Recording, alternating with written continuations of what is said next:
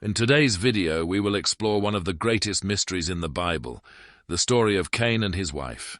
Cain, the man associated with the first crime in human history. How much do you know about his life? Why doesn't the Bible mention the origin of Cain's wife? Join me as we dive deep into fascinating research and explanations about this story, exploring intriguing hypotheses about the appearance of Cain's wife, and the untold details of his relationships with other figures in the Bible. Don't forget to subscribe and turn on the notification bell today, so you won't miss any of the exciting and surprising videos coming up. Let's explore even more fascinating things together. In the early days of humanity, Adam and Eve, the first ancestors, lived a peaceful life in the Garden of Eden, a place filled with love and harmony. However, the arrival of Cain, their firstborn son, marked the beginning of a new, challenging chapter in the human story. Cain grew up under the guidance of his father, Adam, who taught him the secrets of cultivating fertile soil and farming. Along with Eve, Cain's mother, he also heard stories of a lost paradise and the secrets of their origins, the legacy of love and transgression. The stories of the serpent and the tree of knowledge were told by the firelight, while the night sky, filled with stars, seemed to narrate ancient legends to future generations. Eve went on to have another child, Abel, who displayed a special gift in befriending animals, complementing his brother Cain in the art of farming. Each season, Cain cultivated and harvested, feeling life spring from the soil as if it were a sign of his connection to the divine. He carried both the blessings and challenges of one born first into a world full of promise but not without peril. As Cain and Abel grew older, their personalities became more distinct. Abel, with his gentle and serene nature, formed a close bond with the animals, caring for the sheep with patience and tenderness, as if his heart reflected the compassion of God. Meanwhile, Cain was a man of the soil, his hands always connected to the earth, tirelessly plowing and planting to feed his family and honor the Creator. However, over time, an invisible tension slowly wove itself between the two brothers. While Abel spent his time gazing at the stars and daydreaming under the vast sky, Cain struggled with the harshness of the land, battling rocks and weeds that threatened his crops. Sweat dripped from his brow, a constant reminder of the toil he endured, in stark contrast to the ease that Abel seemed to receive from God's gaze. The climax of their relationship neared with the annual sacrifice, a sacred time to express gratitude and devotion. Abel chose the healthiest lamb, with shining eyes, pure and spotless, offering it as a holy sacrifice. The fire quickly consumed the offering, a clear sign of acceptance from God. Cain, with similar sincerity, brought forth the fruits he had painstakingly cultivated, the vegetables and grains he had long tended. However, when the fire consumed Abel's offering, Cain's sacrifice merely emitted thick smoke, untouched, a clear rejection from God. Cain's heart was filled with despair and bitterness, feeling as if all his hours of labor had now been rendered meaningless, especially when witnessing the acceptance of Abel's offering. The injustice Cain felt seemed to scorch his heart, driven by every satisfied and peaceful glance Abel received. The brotherly love, once an unbreakable foundation of their bond, began to fracture under the weight of jealousy and resentment. On that day, a great change occurred within Cain, a rejection not only of his offering but also of his own worth and the value of his labor, turning it into an open wound, from which a tragic decision would emerge, not only altering Cain's fate, but also shaping the course of human history forever. The rivalry between the two brothers, born from the divide between acceptance and rejection, now pushed them towards a dark end, reflecting the complexities and imperfections in the human heart. As a man of the soil, Cain's hands were strong and calloused from the toil of cultivation. The fruits and grains he brought were the result of endless labor, each grain and fruit carrying his hope and relentless dedication. But God, who watches all actions and intentions of mankind, not only looks at the material of the offering but understands the heart of the one who presents it. Cain's heart, filled with contradiction, held undeniable devotion, yet also deep resentment, not only toward Abel but perhaps even toward God himself.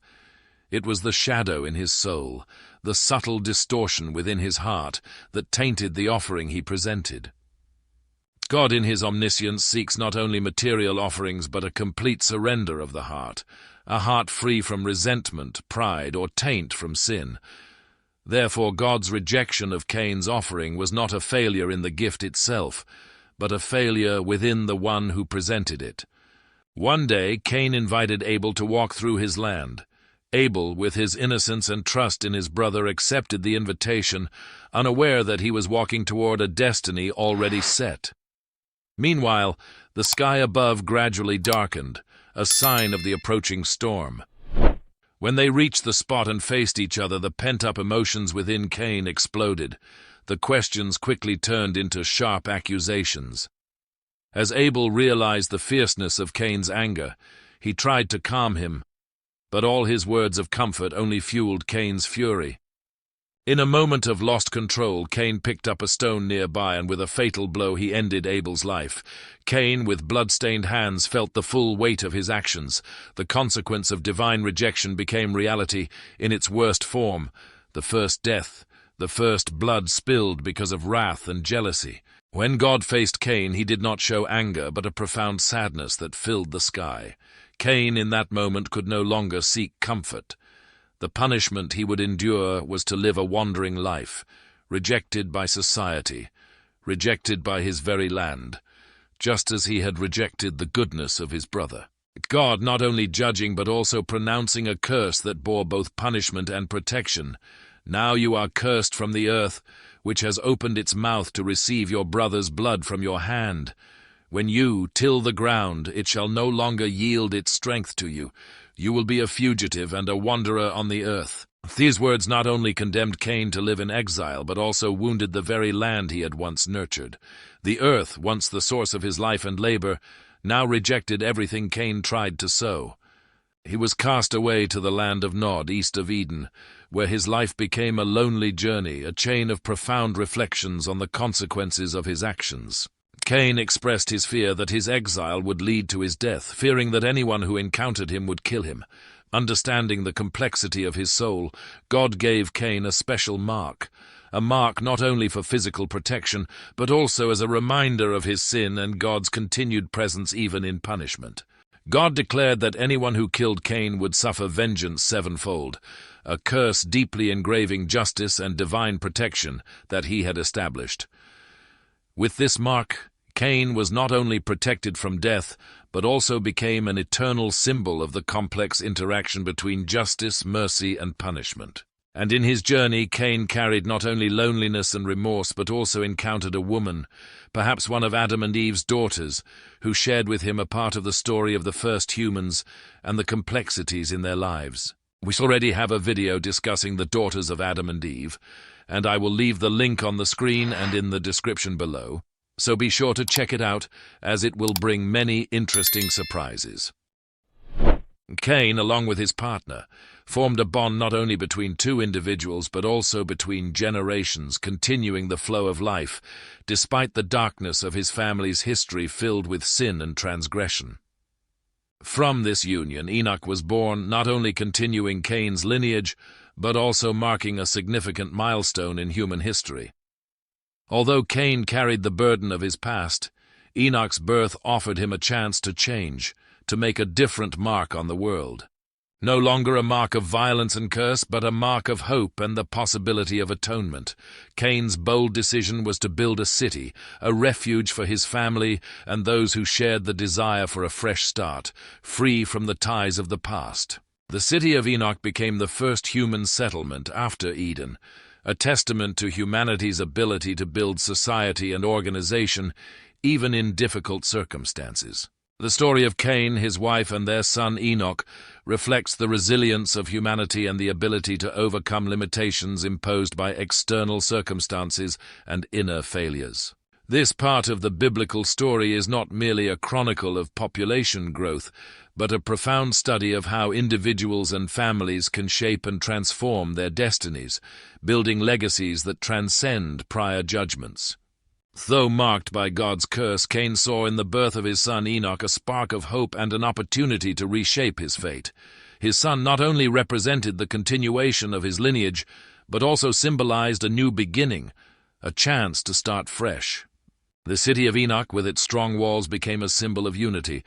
not only protecting its inhabitants from the forces of nature, but also serving as a shield against loneliness and despair. The naming of the city Enoch was no coincidence. It was a decision of deep significance for Cain. It was his way of honoring the new generation, investing in a future unburdened by the past.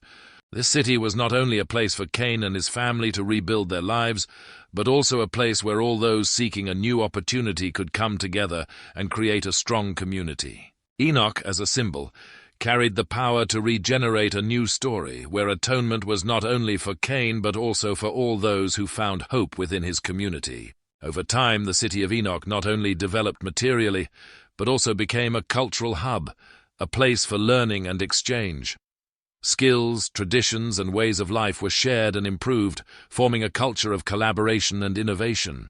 The story of Cain founding the City of Enoch was not just an act of construction, but also a powerful manifestation of an unyielding struggle to overcome personal failure, seeking atonement through creative actions, and the building of a lasting legacy. In his complex and contradictory journey, Cain became a symbol of humanity's eternal struggle, rising above the past and creating meaningful values from the ruins of the old age. The story of Cain, especially after his exile, not only helps us understand the early human population but also raises many questions about how humans have been and are forming societies and communities from the very beginning of their existence. While the Bible briefly mentions the early days of humanity with Adam and Eve as the progenitors of mankind, details about other figures and cities have sparked many intriguing theories, arousing the curiosity of theologians, scholars, and those passionate about exploring the origins of humanity. One of the most debated questions is about Cain's wife. The Bible does not provide details about the origins of his spouse, which has led to many theories, including the possibility that Adam and Eve had daughters not directly mentioned in the Bible, allowing Cain to marry a sister. This interpretation is based on the hypothesis that in the early days, humans may have connected within a narrow family circle, which was seen as necessary for reproduction and the preservation of the species, though it was later prohibited by Levitical laws. On the other hand, some have hypothesized the existence of other groups of people, whom God created independently of Adam and Eve. This theory suggests that outside of the Garden of Eden, God may have created other areas on earth, where different groups of people existed, and these groups later integrated with the descendants of Adam and Eve. The City of Enoch, through its construction and development, suggests the formation of a social structure and a developing culture, extending beyond the simplicity of a nuclear family. These speculations not only enrich our understanding of the biblical texts, but also challenge readers and viewers to think more comprehensively about the origins of humanity. However, despite the varying interpretations, one constant remains: the theme of facing and building human life under the shadow of the divine and the moral and ethical choices we must confront, which in turn shape the historical path of humanity. From the early chapters of the book of Genesis, the Bible describes the formation of social norms and family structures in the early days of humanity. Among the notable cultural practices of this period was sibling marriage, a practice that, though concerning by modern standards, was essential for the continuation of the human race in the early days after the creation of Adam and Eve. The first generations of humanity, with their limited numbers, had to rely on marrying within the family to sustain and grow the population. Sibling marriage, therefore, was not viewed as morally suspicious, but as a necessary measure to fulfill God's command to be fruitful and multiply. The acceptance of familial marriages during this period was tied to the survival and early development of humanity, and the genetic or social consequences that we associate with close relative marriages today were not fully acknowledged or understood at that time. This aspect of the Bible, therefore, symbolizes human adaptability and resilience, as well as the evolution of moral and ethical standards in society.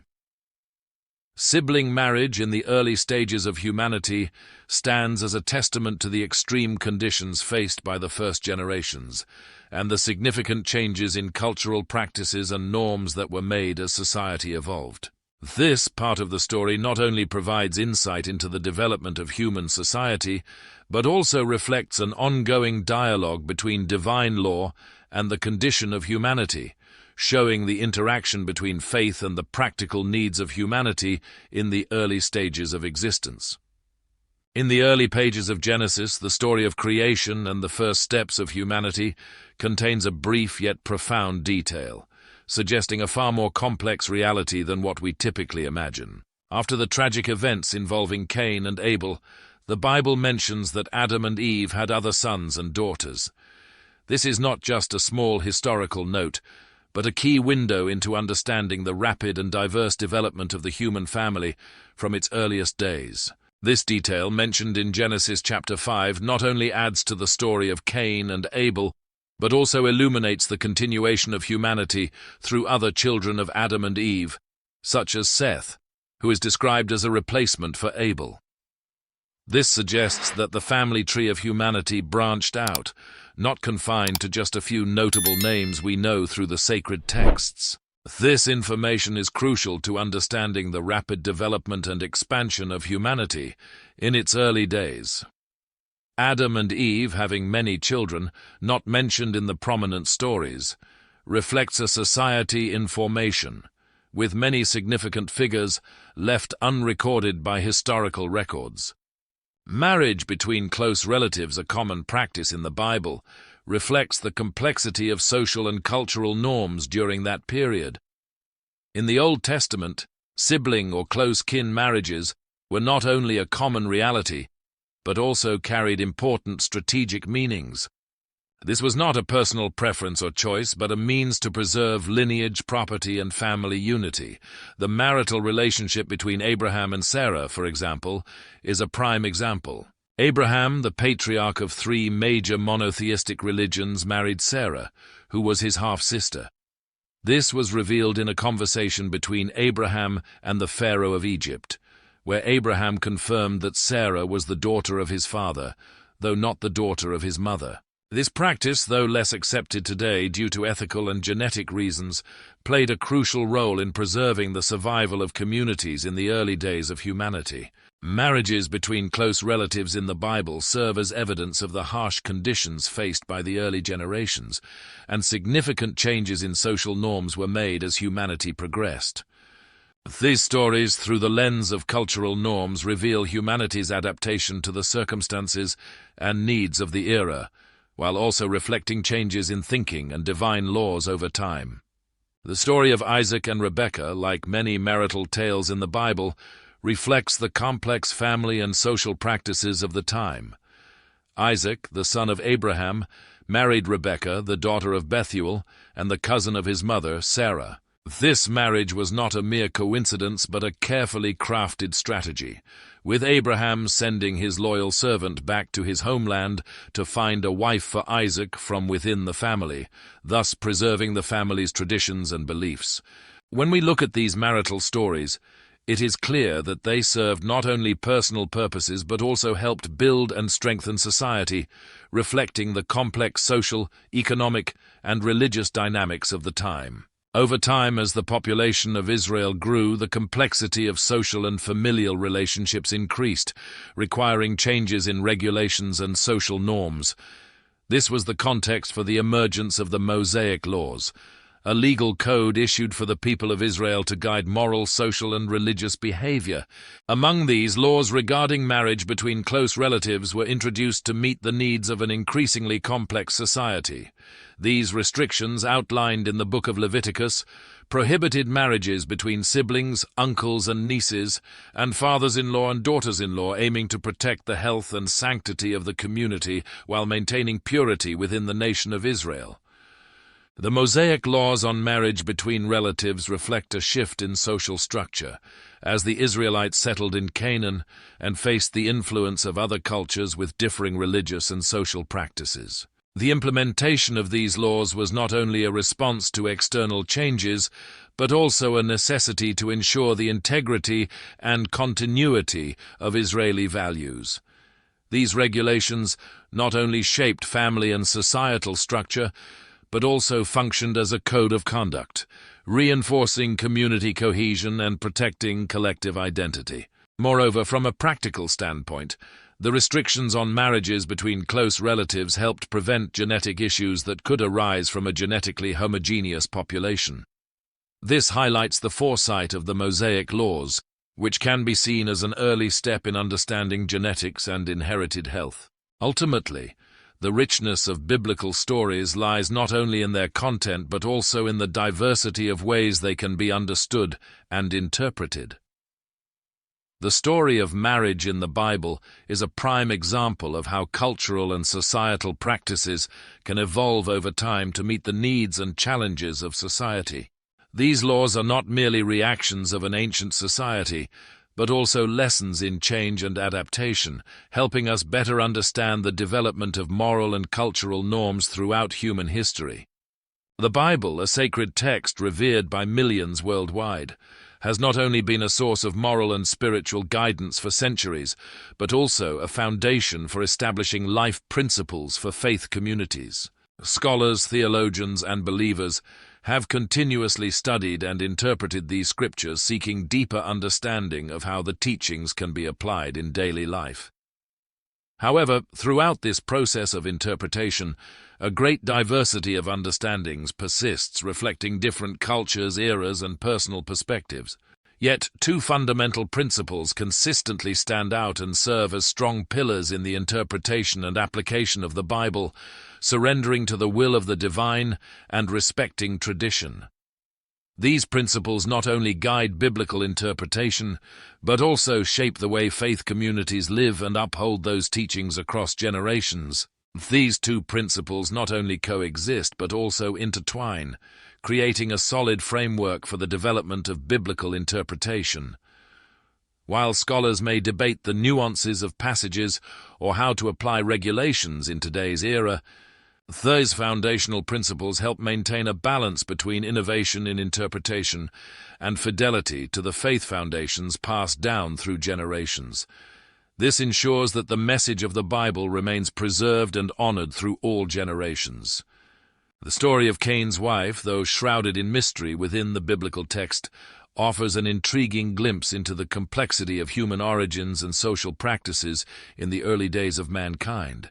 This unnamed character, though not detailed in the Bible, carries profound significance, representing the expansion of the human family following Adam and Eve, and reflecting the necessity of interpreting the Bible within a specific cultural and societal context. Although the information about Cain's wife is very limited, she serves as proof of the interaction between the earliest generations, showing that within biblical stories, there remain gaps in human history that can only be imagined and explored. Ultimately, by exploring the characters and stories in the Bible, we not only recognize the richness of the faith journey, but also see how values and survival strategies have been developed and passed down through generations. Thank you for watching this video. If you found today's discoveries interesting, don't forget to like and subscribe to the channel so you won't miss the upcoming exciting videos. We will continue to explore more mysteries in the Bible as the journey of discovery never ends.